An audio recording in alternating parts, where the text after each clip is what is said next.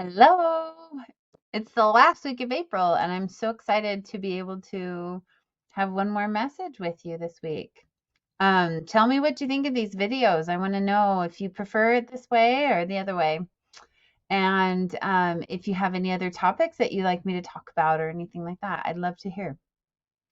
This week, we're going to talk about worry. There's a lot of worry that's possible out there, right? With regards to flooding or war or economic issues. I'm sure there's so many more that I haven't even touched the surface of all the plethora of ideas that our brain gives us for things to worry about. And here's the funny thing. We all know that worry isn't helpful and doesn't solve anything, but we can still find ourselves doing it anyway. So I have 3 steps that I wanted to share today for how to work through and then past worry. Step 1, recognize what it is and just call it by name. Right now, I am worried.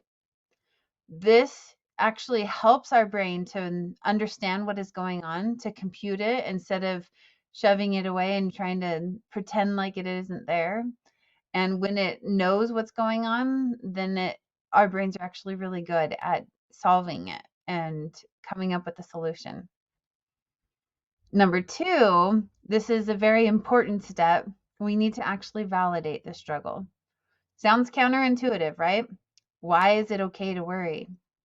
Especially if we're trying to get rid of worry. Here's the thing. When we push it away and we shame ourselves for having it, or we reject it for some reason or another because we shouldn't feel this way, the feelings don't actually go away. They just hide and they get buried. And I've learned from much experience with this very issue, when they get buried and more feelings bury, it just piles up. And your brain and your body will let you know after a while that there's just too much in this pile of negative emotion that you've buried for too long.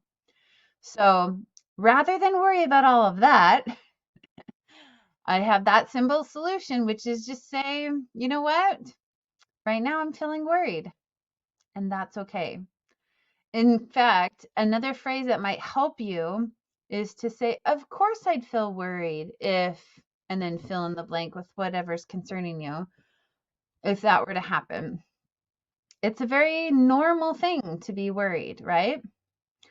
And when we do this and we honor the feeling that we have, giving compassion and grace for having a human emotion, the intensity of that emotion only lasts a very short while, about 90 seconds at most.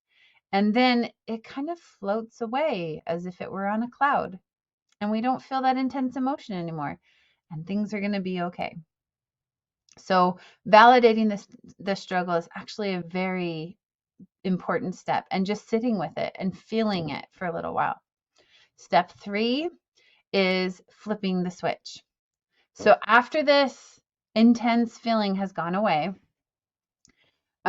we are left with just thoughts, right? And worry and the different thoughts associated with worry are part of living in our natural man identity.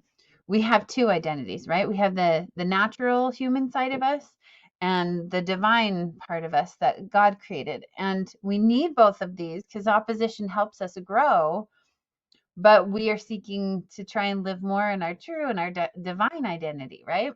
And so when we find ourselves in the natural man, of course, we don't want to shame ourselves, like I just said, but in fact, we don't want to stay there either. So the intense emotion passes. We recognize that we're in the natural man, and it's as easy as flipping on a light switch. We just close our eyes, take a couple deep breaths. 3 is the amount that I give as a minimum. And we allow love and light and assurance and hope and faith and Christ and his person into us. And we feel that peace again, and we can go on our way. I hope that's helpful. Have a good rest of your day.